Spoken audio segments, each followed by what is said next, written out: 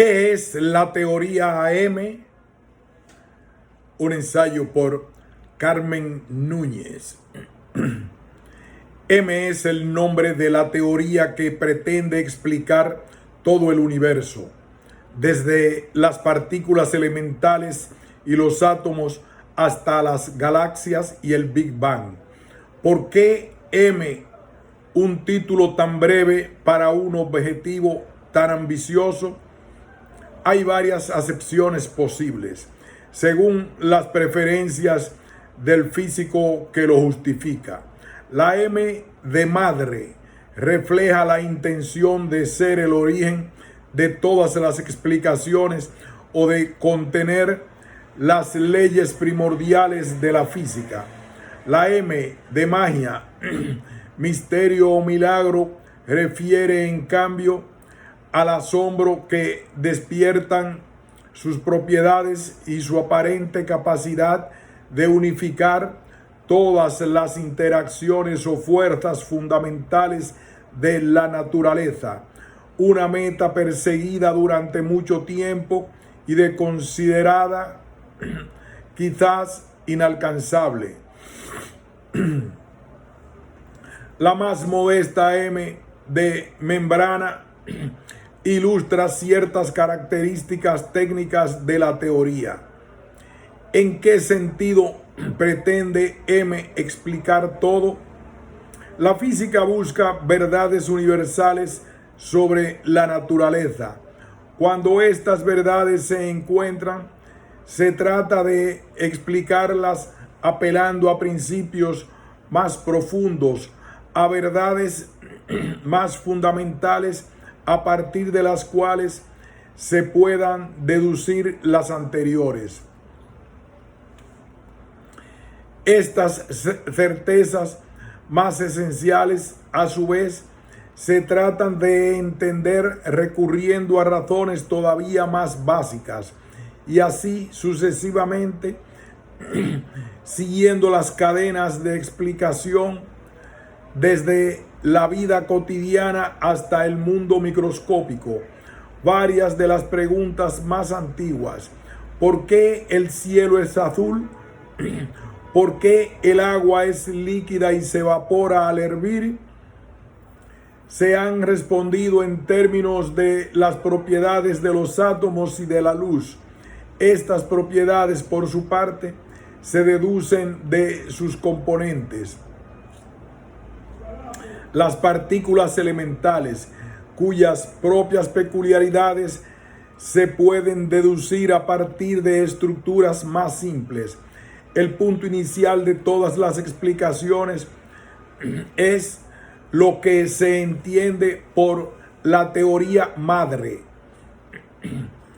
Este reduccionismo o búsqueda de principios cada vez más elementales, más básicos, se ha dado en la física históricamente a través de unificaciones de teorías. La tendencia a la descripción unificada de fenómenos considerados previamente independientes, la búsqueda de principios aglutinadores, permitió a lo largo del desarrollo de la disciplina explicar más hechos que los contenidos originalmente en las partes que se intentaba amalgamar, y se convirtió en la guía orientadora de la evolución de esta ciencia. La idea de encontrar un principio fundamental a partir del cual derivar las leyes del universo no es reciente. La humanidad ha buscado desde épocas muy remotas comprender las diversas manifestaciones de la naturaleza como diferentes aspectos de un mismo fenómeno o conjunto de fenómenos. En Occidente, el origen de estas ideas se remonta a los presocráticos, quienes buscaban las explicaciones de todos los fenómenos naturales en términos de algún elemento fundamental: agua, aire, tierra o fuego. La primera teoría madre, elaborada por Leucipo y Demócrito, en el siglo V antes de Cristo, postulaba que los constituyentes últimos e indivisibles de la materia eran los átomos. Esos átomos eran muy diferentes de los que conocemos hoy, pero hay una diferencia más importante entre aquellas teorías antiguas y la ciencia moderna. La actual exigencia de verificación experimental, una explicación científica moderna, debe contener una comprensión cualitativa de los fenómenos. Cuánto progresamos en el conocimiento de la naturaleza si aceptamos que el agua o los átomos son los constituyentes fundamentales de la materia. Si no podemos calcular propiedades como la densidad, la resistencia o la conductividad eléctrica, y por lo tanto sin la capacidad de hacer predicciones experimentales, nunca podríamos comprobar si la explicación presocrática o la de Demócrito es la acertada. En la actualidad, los 4 siglos de desarrollo de la física han permitido acumular gran cantidad de información y reducir drásticamente el número de principios fundamentales. Hoy sabemos que todos los fenómenos naturales, por más variados y diferentes que parezcan, se pueden explicar en términos de 4 interacciones o fuerzas fundamentales: la gravitatoria, la electromagnética y las subatómicas, fuerte y débil. Pero a pesar de haber logrado restringir tan abruptamente la complejidad del problema, todavía no se ha encontrado la teoría original, la que unifica estas 4 interacciones fundamentales. Solo hay algunos indicios que guían la búsqueda. Estas son las pistas que trata de organizar la teoría M y que nosotros intentaremos describir en este artículo. Como el tema es muy técnico, introducimos algunos conceptos e ideas que resultan necesarios a través de una breve historia de la física. Este recorrido histórico, con especial atención a las unificaciones logradas, nos ayudará a explicar por qué la búsqueda de la teoría madre se realiza en el contexto de la física de altas energías. En la segunda parte describimos la teoría M, indicando sus logros y debilidades y resumiendo la manera en que resuelve los problemas que presentan teorías previas. Las 4 interacciones fundamentales: gravitación, la mecánica clásica, cuyos principios básicos fueron establecidos por Newton en el siglo XVII, marca el comienzo de la ciencia moderna y representa el primer paso en la búsqueda de la teoría madre. La mecánica newtoniana unificó las leyes que rigen el movimiento de los cuerpos celestes y de los terrestres, las leyes de la dinámica y de la gravitación universal. No es casual que la gravedad inicie el camino, ya que es la más familiar de todas las fuerzas. Es la única interacción universal, pues actúa entre todas las partículas sin excepción. Newton concebía a la gravedad como una acción a distancia, una fuerza de atracción instantánea entre partículas masivas, representada matemáticamente mediante la fórmula F proporcional a m por m entre r al cuadrado, es decir, una partícula de masa m atrae a otra de masa m', con una fuerza F proporcional al producto de las masas y que disminuye como el cuadrado de la distancia que las separa, R al cuadrado. El origen de esta fuerza, su fuente es la masa de las partículas y su rango de acción es muy grande, llegando a alcanzar distancias enormes, planetarias, estelares, galácticas, intergalácticas y hasta cosmológicas. La concepción moderna postula, en cambio, que la gravedad es geometría.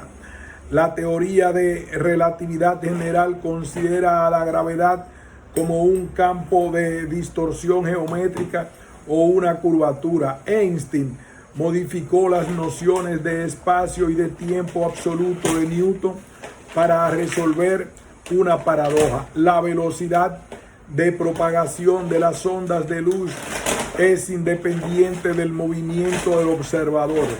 En la teoría de relatividad especial, 1905, introdujo el concepto de espacio-tiempo, según el cual el tiempo es una dimensión más que debe considerarse en un pie de igualdad con las espaciales. Y en la relatividad general, 1915, trató de encajar la gravedad en esta nueva visión del espacio y el tiempo. Tenía para ello algunos indicios, como el notable descubrimiento de Galileo sobre el movimiento de cuerpos pequeños debido a la gravedad, que resulta ser independiente de la naturaleza de los cuerpos. Esto le sugirió que la gravedad podría ser una propiedad del propio espacio-tiempo, en lugar de la imagen newtoniana de la gravitación como una atracción entre todos los cuerpos masivos. La relatividad general describe la gravitación como como un efecto de la curvatura del espacio-tiempo producida por la materia y la energía. El concepto de campo, muy importante en la descripción de todas las fuerzas, se basa en la noción de que toda partícula es la fuente de una onda, tal que cualquier otra partícula que se encuentre dentro de su rango de acción experimenta una fuerza proporcional a la intensidad del campo en esa posición. Todas las partículas originan un campo gravitatorio. Así, por ejemplo, el Sol curva el espacio-tiempo a su alrededor y la órbita terrestre es consecuencia de este efecto geométrico. Podríamos imaginar el espacio-tiempo como una gran sábana extendida. Cualquier objeto que se deposite sobre la sábana la deformará, creando un campo que modifica el movimiento de cualquier otro objeto sobre ella. ¿Por qué la relatividad general reemplazó a la teoría de Newton? Inicialmente resolvió un antiguo conflicto de la mecánica clásica, la precesión del perihelio de Mercurio. Además, predijo nuevos fenómenos que fueron observados con posterioridad. Por ejemplo, la curvatura de la trayectoria de los rayos de luz producida por el Sol, predicha por la teoría en 1915, fue medida por primera vez en 1919. Desde entonces se han acumulado más pruebas y hoy podemos afirmar que esta teoría describe satisfactoriamente el campo gravitatorio a distancias grandes comparadas con los tamaños atómicos, en el sentido de que ha superado exitosamente todos los test experimentales a que ha sido sometida. Es interesante comparar en más detalle estas dos teorías. La física de Newton explica virtualmente todos los movimientos observados en el sistema solar, pero al costo de introducir algunas suposiciones arbitrarias. Por ejemplo, en la mecánica clásica no hay nada que obligue a postular la ley del cuadrado inverso, fuerza proporcional a R cuadrado. Newton desarrolló esta idea para explicar hechos conocidos como la ley de Kepler, que relaciona el tamaño de las órbitas planetarias y el tiempo que les lleva a los planetas a recorrerlas. Si se reemplaza el 2 por un 3 o un 5.8, nada cambiaría en el marco conceptual de la teoría, aunque, por supuesto, las observaciones no podrían explicarse. En la relatividad general, en cambio, no hay tanta arbitrariedad. Para cuerpos en movimiento lento en campos gravitacionales débiles, para los cuales se puede hablar de una fuerza newtoniana, la teoría de Einstein requiere que esta fuerza vaya como 1 sobre R al cuadrado. No es posible modificar la teoría para obtener otra cosa que no sea la ley del cuadrado inverso sin violar alguno de los principios básicos. También la proporcionalidad entre la fuerza de la gravedad sobre objetos pequeños y su masa es muy arbitraria en la teoría de Newton. Esta fuerza podría haber dependido de la composición química, el tamaño o la forma del objeto, sin afectar la base conceptual de la mecánica clásica. En relatividad general, el efecto de la gravedad ejerce sobre cualquier objeto debe ser proporcional a su masa e independiente de cualquier otra propiedad. Si no fuera así, no se podría interpretar la gravitación como un efecto geométrico de la curvatura del espacio-tiempo. La teoría de Einstein se reduce a la de Newton cuando los campos son débiles, pero es más rígida. Electromagnetismo. Las siguientes fuerzas estudiadas cronológicamente fueron la electricidad y el magnetismo. Si bien estos fenómenos eran conocidos desde la antigüedad, recién en el siglo XIX fueron concebidos en el marco de una teoría común. Así como la masa es la fuente de la interacción gravitatoria, la carga eléctrica es la fuente de estas fuerzas, y por eso no es esta una interacción universal, sino que solo actúa entre partículas cargadas. Su intensidad es enorme comparada con la gravitatoria, la fuerza gravitatoria entre un electrón y un protón, por ejemplo, es unas 10 a la 40 veces más débil que la fuerza eléctrica entre ellos. Pero como las cargas son positivas y negativas y las cargas iguales se repelen mientras que las distintas se atraen, hay una tendencia a la cancelación y por eso la gravedad domina el universo a grandes escalas.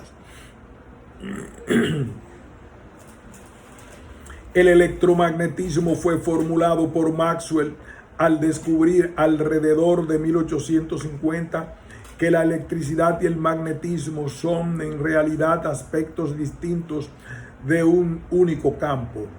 Un cuerpo cargado crea un campo electromagnético que ejerce fuerzas eléctricas y magnéticas sobre otros cuerpos cargados. Un imán ejerce una fuerza sobre otro porque ambos son fuente de un campo electromagnético. Maxwell calculó que la velocidad de propagación de este campo es la de la luz y propuso entonces que la luz es un fenómeno electromagnético. Como las cargas pueden oscilar con cualquier frecuencia, concluyó también que la luz visible forma solo una pequeña parte del todo el espectro de radiación electromagnética. Hoy sabemos que este incluye además ondas de radio, luz ultravioleta, infrarroja, rayos X y gamma, etc. Una propiedad importante del electromagnetismo que reaparecerá en la teoría M es la simetría de dualidad. Si en las ecuaciones de Maxwell se intercambia el campo eléctrico E por el magnético B y simultáneamente se intercambian las cargas eléctrica y magnética G, las ecuaciones no se modifican, es decir, nada cambia en la teoría si se hace la transformación de dualidad E que tiende a B y E que tiende a G. En esta teoría y el producto E por G es constante, entonces E pequeña corresponde a G grande. Y esta es la propiedad interesante. Supongamos que tenemos una ecuación matemática que depende de G cuadrado y que no se puede resolver exactamente. El truco usual es aproximar la solución con un desarrollo perturbativo, G al cuadrado más G a la 4 más G a la 6.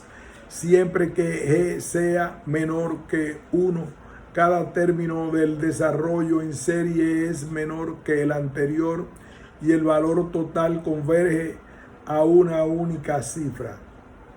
Pero si G es mayor que 1, entonces la serie hace más y más grande y la dualidad,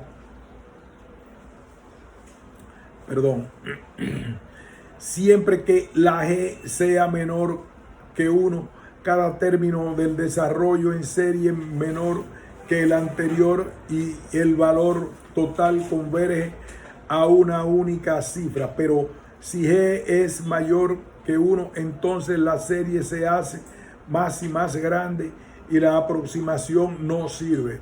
Aquí es donde se hace evidente la importancia de la dualidad. Si G es grande, mayor que 1, entonces E es menor que 1 y la serie E cuadrado más E4 más E6 da un valor razonable. Esto significa que usando perturbación en E se pueden resolver problemas en la región no perturbativa de G y viceversa. Dimensiones extra. Con el electromagnetismo se alcanzó una sensación de plenitud.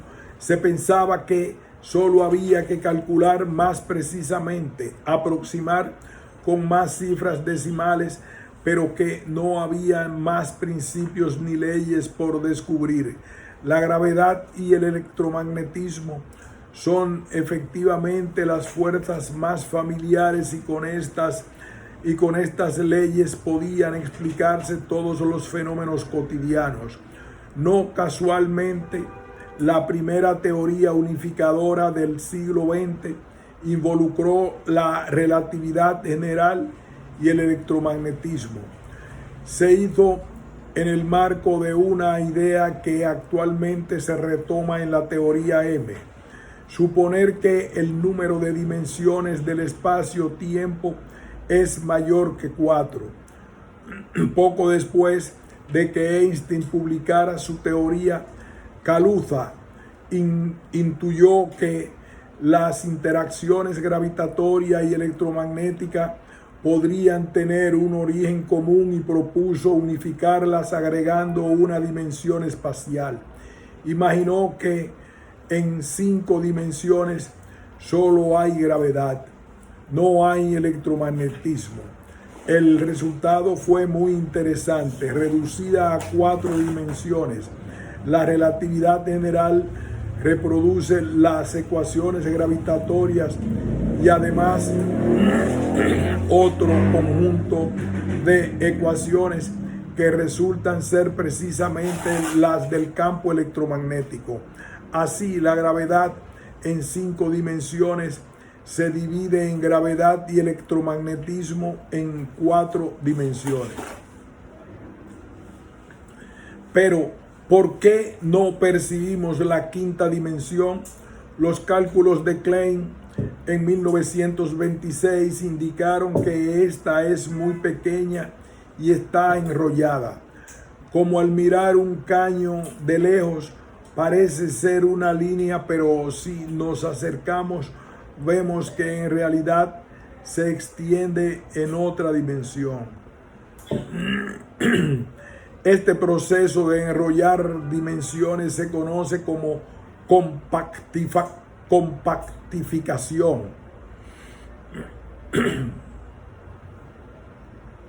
Con el descubrimiento de las interacciones fuertes y débiles, la teoría de Kaluza-Klein perdió mucho de su atractivo. Una teoría unificada debería contener 4 fuerzas, no solo 2. Las 5 dimensiones eran insuficientes.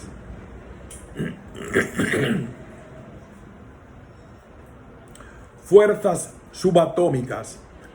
A fines del siglo XIX, las leyes de la mecánica clásica y el electromagnetismo parecían explicar todos los fenómenos conocidos, pero en 1895 se descubrieron los rayos X. En 1896, la radiactividad. Thomson observó el electrón en 1897 y esto indicó que había nuevas cosas por descubrir. Aparecieron también algunos problemas teóricos en el electromagnetismo de Maxwell. Un objeto caliente emite radiación electromagnética con una intensidad bien definida para cada frecuencia. La suma de las energías de la radiación en todas las frecuencias era infinita.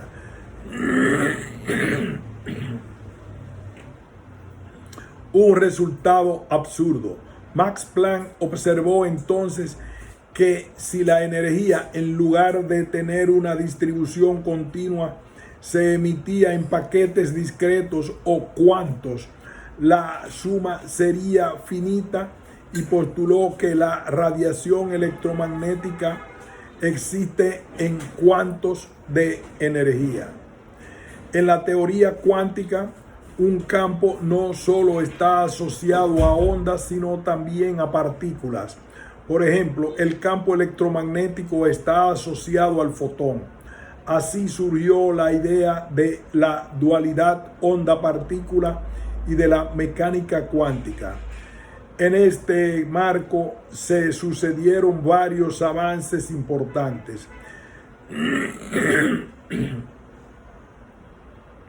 En 1911, Rutherford presentó su modelo atómico semejante al sistema solar, pequeños núcleos de protones y neutrones rodeados de nubes de electrones. En 1913, Bohr explicó el espectro del átomo más sencillo, el hidrógeno. La materia a nivel macroscópico o atómico y nuclear se modeló en términos de partículas identificadas por sus propiedades como la masa, carga, momento angular intrínseco o spin, etc. Todas esas son de naturaleza cuántica, en el sentido de que solo pueden tomar ciertos valores discretos. La noción de que los átomos, moléculas y núcleos poseen niveles discretos de energía es uno de los conceptos básicos de la mecánica cuántica. Con esta nueva concepción de la materia fue posible calcular las propiedades no solo de los átomos individuales y sus interacciones con la radiación, sino también de átomos combinados en moléculas. Se hizo evidente que las reacciones químicas se deben a interacciones eléctricas de los electrones y núcleos atómicos. Otro ingrediente de esta teoría es el resultado de Dirac de 1928, según el cual para cada tipo de partícula cargada, el electrón, por ejemplo, debe haber otra especie con igual masa pero carga opuesta, la antimateria. 4 años más tarde, la predicción de Dirac fue confirmada cuando se observó la antipartícula del electrón, el positrón. La teoría cuántica de los electrones y los fotones, la electrodinámica cuántica, QED, se usó en los años 20 y principios de los 30 para calcular varios fenómenos, colisiones de fotones con electrones, de un electrón con otro, la aniquilación o producción de un electrón y un positrón, etc. Y produjo resultados coincidentes con los experimentos, pero pronto apareció un nuevo problema. La energía del electrón resultaba infinita y aparecieron otros infinitos en los cálculos de las propiedades físicas de las partículas. Estos problemas de consistencia interna indicaron que la QED era solo una aproximación a la teoría completa, válida únicamente para procesos que involucraran fotones, electrones y positrones de energía suficientemente baja. La solución al problema de los infinitos apareció a fines de los 40 y fue consecuencia de otra unificación, la mecánica cuántica con la relatividad especial. Los principios que sustentan estas dos teorías son casi incompatibles entre sí y pueden coexistir solo en un tipo muy limitado de teorías. En la mecánica cuántica no relativista era posible imaginar cualquier tipo de fuerzas entre los electrones y los núcleos atómicos, pero esto no es posible en la teoría relativista. Las fuerzas entre partículas solo puede aparecer por intercambio de otras partículas, las mensajeras de las interacciones. Una representación intuitiva de la interacción electromagnética cuántica es que los electrones intercambian fotones y así se origina la naturaleza electromagnética entre ellos. Las ecuaciones de esta nueva teoría se aplican a campos y las partículas aparecen como manifestaciones de esos campos. Hay un campo para cada especie de partícula elemental.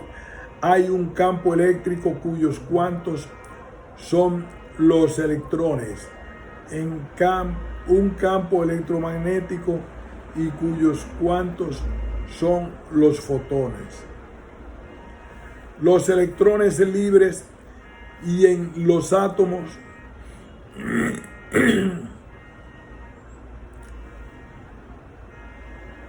los electrones libres y en los átomos están siempre emitiendo y reabsorbiendo fotones que afectan su masa y su carga y las hacen infinitas. Para poder explicar las propiedades observadas, la carga y masa que aparecen en las ecuaciones de la teoría cuántica de campos llamadas desnudas deben ser infinitas. La energía total del átomo es entonces la suma de dos términos, ambos infinitos. La energía desnuda, que es infinita porque depende de la masa y la carga, es infinita porque recibe contribuciones de fotones de energía ilimitada.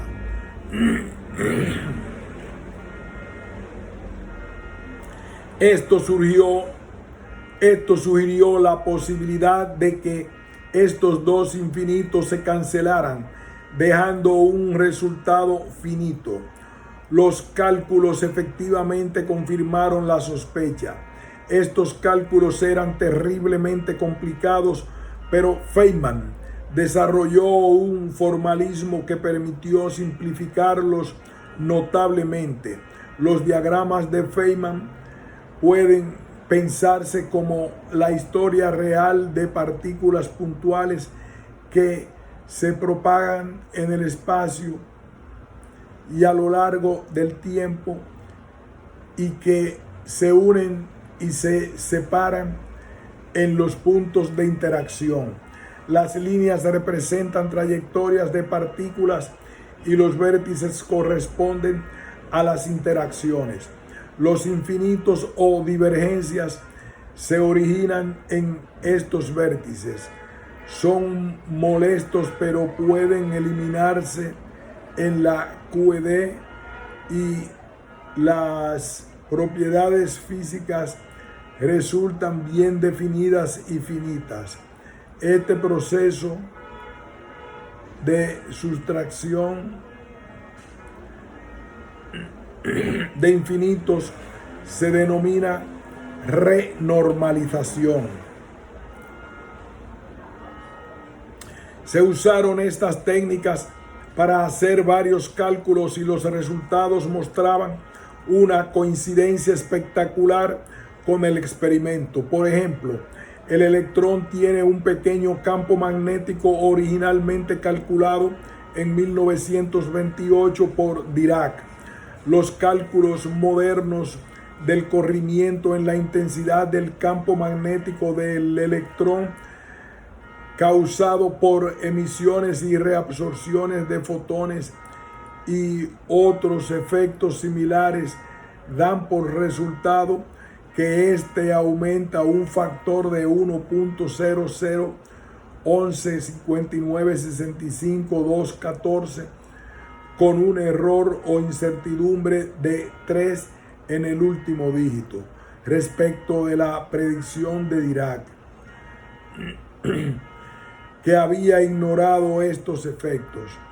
En un experimento reciente, el factor que se midió fue 1.001159652188 con un error de 4 en el último dígito.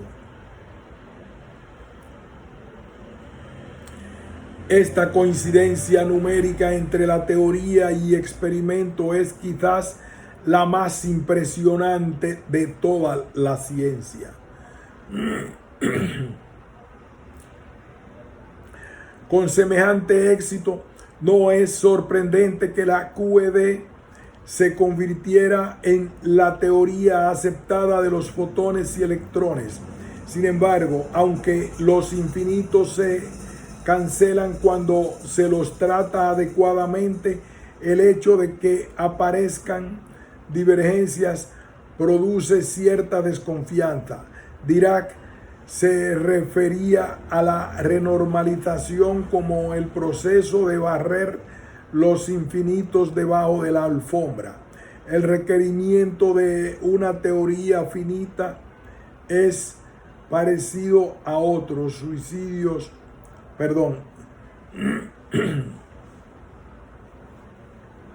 El requerimiento de una teoría finita es parecido a otros juicios estéticos que se realizan a menudo en física teórica. Encontrar teorías que no tengan infinitos parece ser un camino apropiado para avanzar en la búsqueda de la teoría madre. Fuerza débil. El siguiente gran progreso realizado por la teoría cuántica de campos fue la unificación del electromagnetismo con la fuerza nuclear débil. Esta fuerza, mucho más débil que la electromagnética, pero mucho más intensa que la gravitatoria, se manifiesta especialmente en la transmutación de partículas. Fue postulada inicialmente para explicar el decaimiento beta, un tipo de radiactividad de ciertos núcleos atómicos inestables en el cual un neutrón se convierte en un protón, un electrón y un antineutrino mediante un cambio de sabor de un quark. El sabor es el equivalente de la masa débil. El sabor es el equivalente de la masa o carga en las otras fuerzas. La fuerza nuclear débil no es tan evidente en nuestra vida cotidiana como las magnéticas, eléctricas o gravitatorias, pero juega un rol decisivo en las cadenas de reacciones nucleares que generan energía y producen los elementos químicos en los núcleos de las estrellas.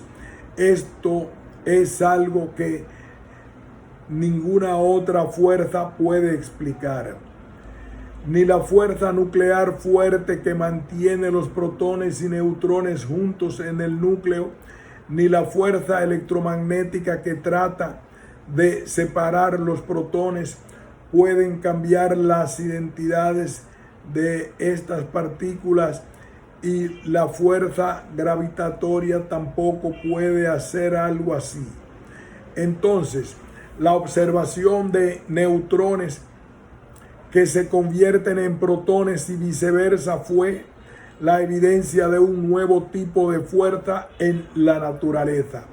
A fines de los años 50, las interacciones débiles se explicaban en el contexto de la teoría cuántica de campos, pero aunque la teoría funcionaba bien para el decaimiento beta, al ser aplicada a los otros procesos más exóticos, aparecían nuevamente infinitos.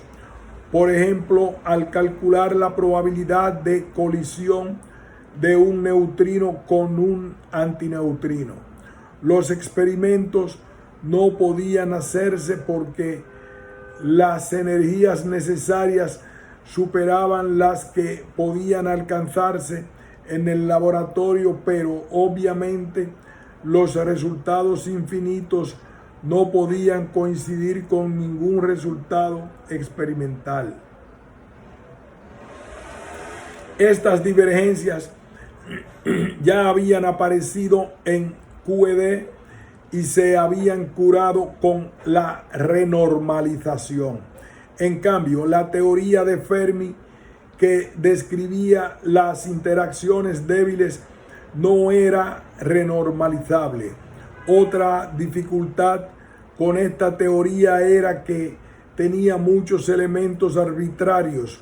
Las ecuaciones de la interacción débil se habían inferido básicamente de los experimentos, pero podrían haber sido muy diferentes aún sin violar ningún principio físico conocido. La solución de estas cuestiones condujo a una nueva unificación, así como a la fuerza electromagnética entre partículas cargadas se debe al intercambio de fotones. Una fuerza débil no podía actuar instantáneamente. Weinsberger y Salam propusieron que la existencia de otras partículas, los gluones W y Z, nuevas mensajeras que se introducían en la teoría como los fotones. Esto no solo convirtió a la teoría en renormalizable, sino que permitió explicar, además de las interacciones débiles, las electromagnéticas. La nueva teoría unificada se llamó electrodébil. La verificación experimental llegó mucho después. En 1983 se descubrieron las partículas W y en 1984 la Z, cuyas propiedades habían sido predichas correctamente en 1968.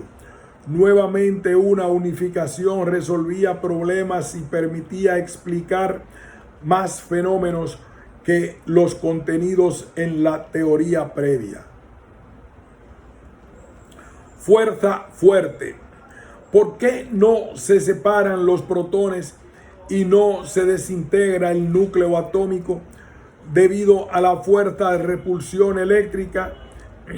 Esto se debe a la fuerza nuclear fuerte, una interacción que se extingue más allá de 10 a la 13 centímetros y cuya fuente es el color, que en este caso es de 3 tipos: rojo, verde y azul.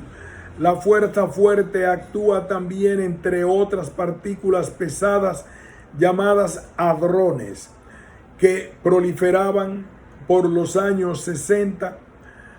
Para reducir el enorme zoológico de estas partículas y continuando con la tradición de explicar estructuras complicadas en términos de constituyentes más simples, Gell-Mann y Zweig propusieron elementos más fundamentales llamados quarks.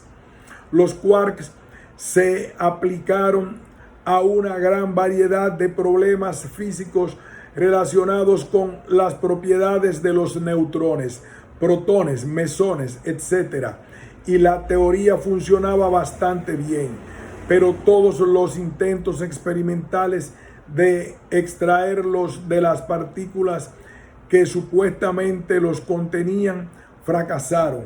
La tarea parecía imposible. Desde que Thomson sacó los electrones de los átomos, siempre había sido posible separar cualquier sistema compuesto, una molécula en átomos o un núcleo en protones y neutrones. Pero parece imposible aislar los quarks. Esta característica fue incorporada en la teoría moderna de las interacciones fuertes, la cromodinámica cuántica, que prohíbe a los quarks quedar libres mediante un proceso denominado confinamiento. Esta característica fue incorporada en la teoría moderna de las interacciones fuertes, la cromodinámica cuántica, que prohíbe a los quarks quedar libres mediante un proceso denominado confinamiento. Gran unificación. Las interacciones electrodébil y fuerte se inscriben actualmente con una teoría cuántica de campos basada en una gran cantidad de partículas organizadas en una estructura de simetría llamada grupo. De la inmensa cantidad de estructuras posibles, los datos experimentales han permitido seleccionar una que se conoce como el modelo estándar. Las partículas del modelo estándar se dividen en dos clases con funciones muy diferentes de acuerdo a su spin. Los bosones de spin entero, medido en unidades cuánticas, son los mensajeros de las fuerzas, y los fermiones de spin semientero constituyen la materia. Una combinación de teoría y experimento conduce a tres grupos de simetría correspondientes a las tres fuerzas que describe. SU paréntesis 3 por SU paréntesis 2 por U paréntesis 1. Este modelo matemático explica toda la física de partículas que se ha observado hasta el presente. Sus predicciones han sido confirmadas con asombrosa precisión. El modelo estándar y la relatividad general han superado todas las pruebas a que han sido sometidos. Los físicos experimentales y los astrónomos han reportado cada vez mejor coincidencia entre sus resultados y observaciones y las predicciones de estas teorías. Con ellas, las fuerzas fundamentales de la naturaleza se explican entonces satisfactoriamente. Todas las cadenas de preguntas sobre fuerzas y materia conducen al modelo estándar de las partículas elementales y la relatividad general. Sin embargo, estas claramente no pueden ser la teoría madre. Por un lado, aunque las interacciones nucleares fuertes están incluidas en el modelo estándar, aparecen como algo bastante diferente de la naturaleza electrodébil, no como parte de una descripción unificada. Además, este modelo contiene muchas características que no son dictadas por principios fundamentales, sino que deben ser tomadas del experimento. Estos rasgos aparentemente arbitrarios incluyen el menú de partículas y simetrías, varias constantes e incluso los propios principios que lo sustentan. Por otro lado, no contienen a la gravedad que se describe con una teoría muy diferente. La relatividad general, esta funciona bien clásicamente cuando puede ser probada experimentalmente, pero pierde su validez a energías altas. Los efectos cuánticos de la gravedad se hacen relevantes a la energía de Planck, 10 a la 19 gigaelectrovoltios, una energía tan grande que nos coloca frente a un nuevo problema. No podemos suponer que podrá alcanzarse experimentalmente. Tampoco se entiende teóricamente la física a esas energías, ya que hay obstáculos matemáticos muy fuertes para describir la gravitación cuántica en el mismo lenguaje que las otras fuerzas. Se puede aplicar las ecuaciones de la teoría cuántica de campos a la relatividad general, pero el resultado es una teoría no renormalizable. Aparecen otros problemas: los agujeros negros, objetos predichos por la relatividad clásica, parecen desafiar los postulados básicos de la mecánica cuántica. Los dos pilares fundamentales de la física del siglo XX, la relatividad general y la mecánica cuántica, resultan incompatibles en el contexto de las teorías de partículas. Estos son los problemas que intentan resolver la teoría M, y para ello hubo que postular nuevos principios, desarrollar nuevas ideas. Para finalizar esta introducción histórica, veamos en un ejemplo sencillo de qué manera comprender las fuerzas fundamentales que hemos descrito, que permite entender la naturaleza y hasta dónde se puede llegar con el modelo estándar y la relatividad general. Consideremos para ello algunas cadenas de preguntas sobre un pedazo de tiza blanca. Sobre un pedazo de tiza. ¿Por qué la tiza es blanca? Todos sabemos que los colores del arco iris se asocian con luz de determinada longitud de onda. El rojo con las más largas, el violeta y el azul con las más cortas. La luz blanca es una mezcla de diferentes longitudes de onda. Cuando la luz choca contra un objeto opaco como la tiza, solo una parte se refleja, el resto es absorbido. Una sustancia es de determinado color porque la absorbe ondas de ciertas longitudes. Vemos el color que refleja. La tiza absorbe el infrarrojo y el ultravioleta, que son rangos del espectro invisibles, y refleja todos los otros, los visibles. Por eso es blanca.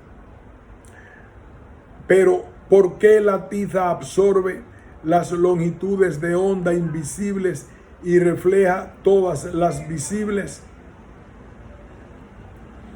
La respuesta tiene que ver con las energías de los átomos y de la luz. Los fotones de la luz no tienen masa o carga, pero tienen cierta energía que es inversamente proporcional a la longitud de onda de la luz.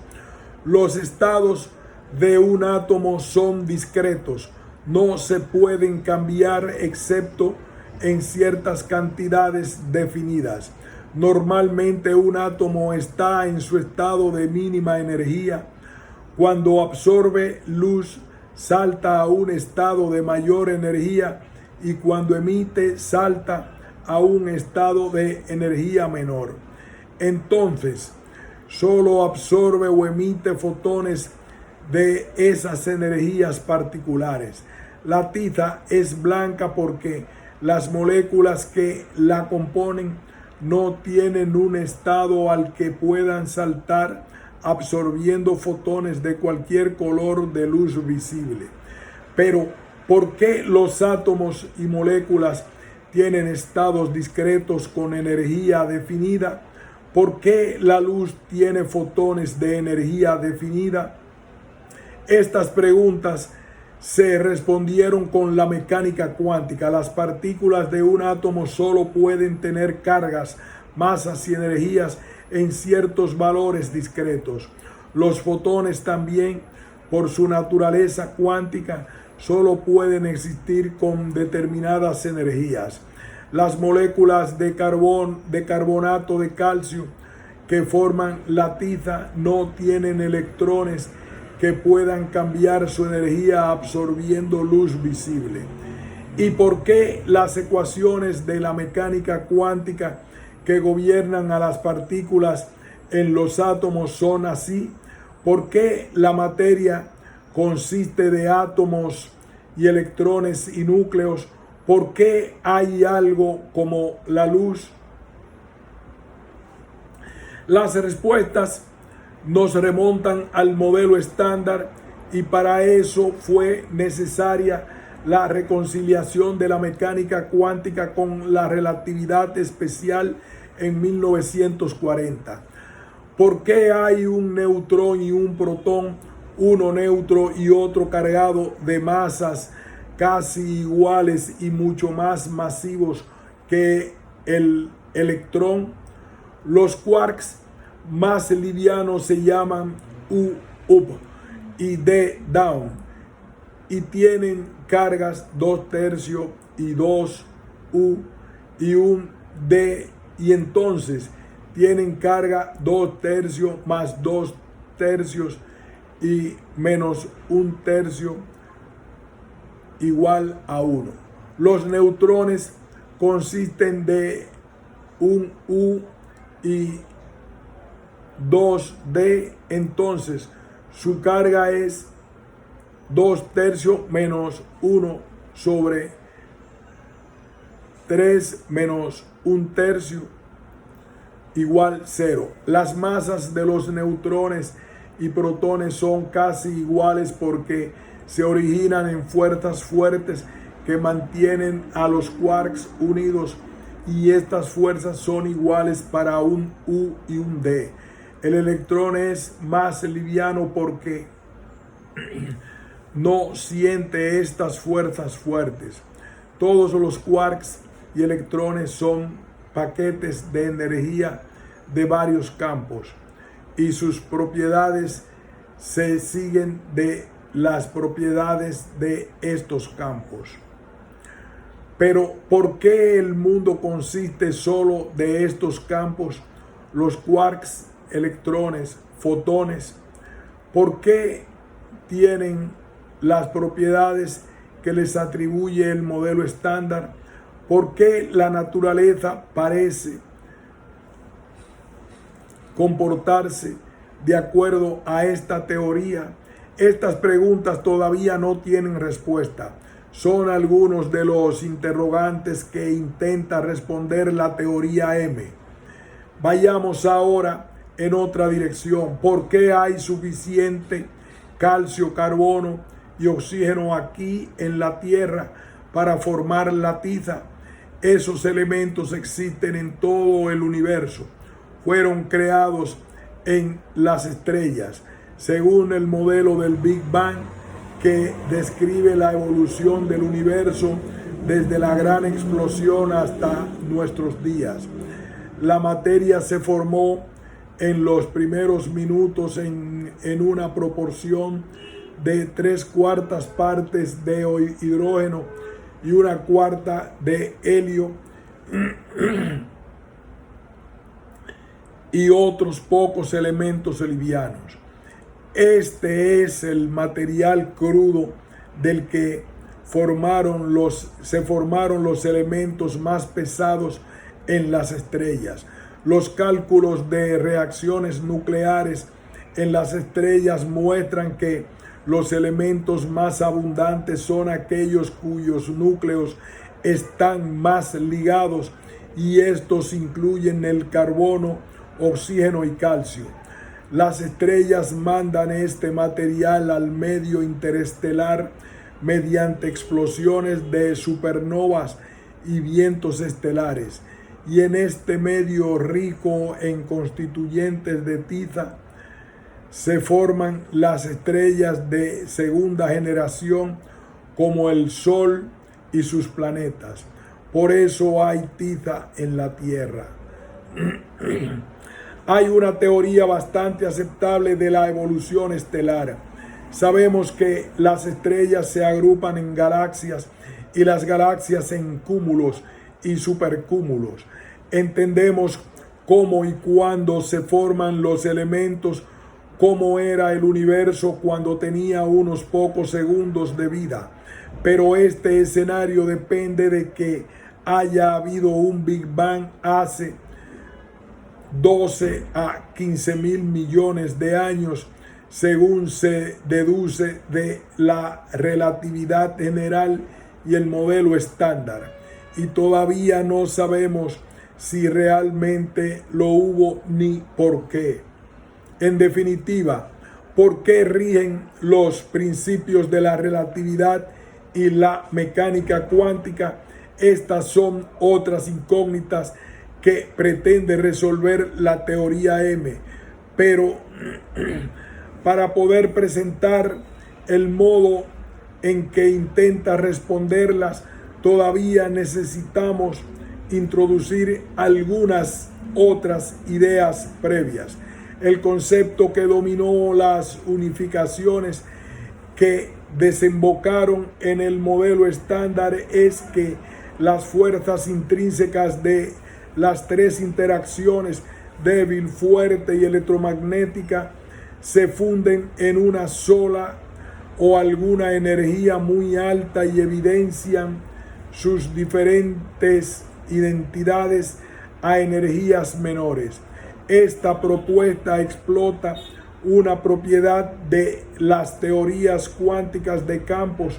Su manifestación física depende de la escala de energía de las partículas involucradas. A energías grandes, una teoría parece describir un conjunto de partículas con ciertas simetrías, mientras que a las energías más bajas, estas pueden cambiar drásticamente. En particular, las simetrías presentes a energías altas pueden estar rotas a energías menores. La energía predicha para esta gran unificación es muy alta, 10 a la 16 gigaelectrovoltios,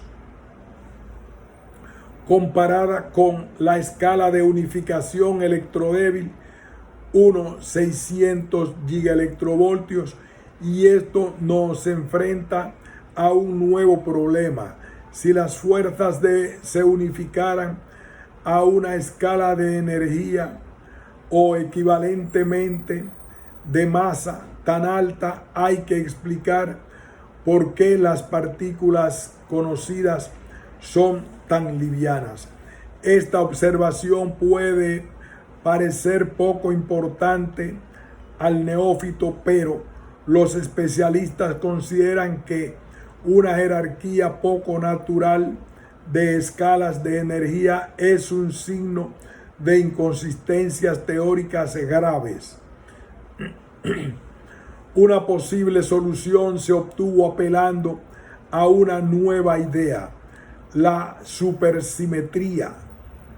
Esta postura, que para cada bosón hay un fermión y viceversa con la misma masa, para cada partícula de spin entero hay otra de spin semientero. Una posible solución se obtuvo apelando a una nueva idea, la supersimetría. Esta postula que para cada bosón hay un fermión y viceversa con la misma masa. Para cada partícula de spin entero hay otra de spin semientero.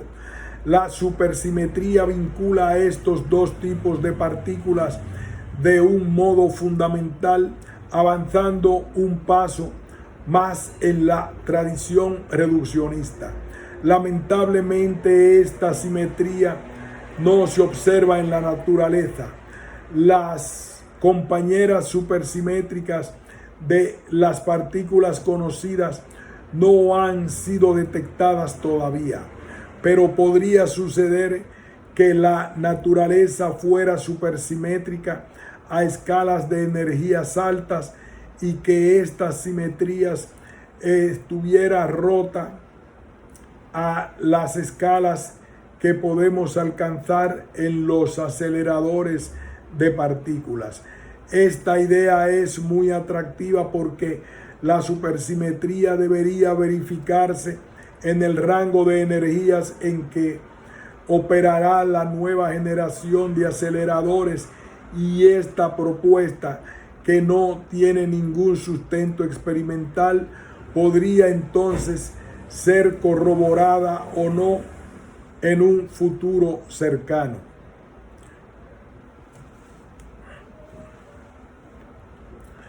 Combinando la supersimetría con la gran unificación, se logra que la ruptura de la simetría de gran unificación suceda a muy altas energías, pero la ruptura de la supersimetría ocurra a energías considerablemente menores. Si así fuera, la supersimetría resolvería el problema de las jerarquías. En teorías unificadas supersimétricas es natural que algunas partículas sean livianas, aunque la escala natural de energía sea muy alta. Estas propuestas resultan muy prometedoras, pero todavía la gravedad queda fuera de la gran amalgama. Aquí haremos una pausa y continuaremos con la teoría de cuerdas. Pausamos.